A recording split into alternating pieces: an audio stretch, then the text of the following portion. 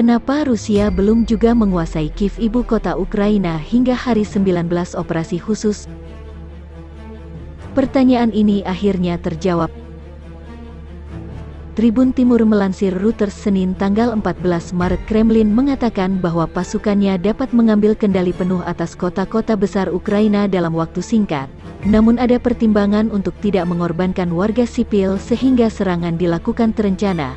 Kementerian Pertahanan Federasi Rusia, sambil memastikan keamanan maksimum penduduk sipil, tidak mengecualikan kemungkinan mengambil pusat-pusat populasi besar di bawah kendali penuh, kata juru bicara Kremlin Dmitry Peskov.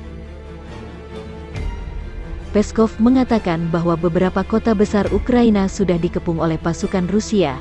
Strategi mengepung dan memberi akses warga sipil lewat koridor kemanusiaan sesuai perencanaan.